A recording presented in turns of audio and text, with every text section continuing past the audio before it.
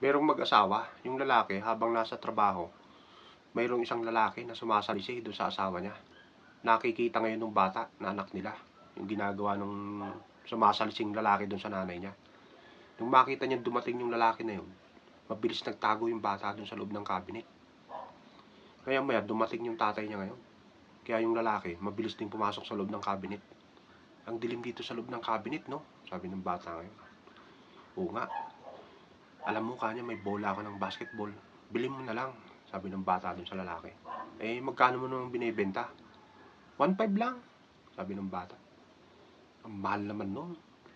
Eh, sige kakanya, andyan yung tatay ko. Ay, sige, huwag ka na lang maingay kanya at babayaran ko na din. Kinabukasan, dumating ng maaga yung tatay niya. Nak, kunin mo nga yung bola mo kanya at maglaro nga tayong basketball. Ay, tay, bininta ko na po yung bola ko eh. Magkano mo naman binenta? Eh, 1.5 po. Grabe ka naman nak, kanya masama yung ginagawa mo. Halika, sumama ka sa akin. Pagdating nila sa kumbento, o yan, magumpisal ka dyan kay Father. Masama yung ginagawa mo na yun, nak.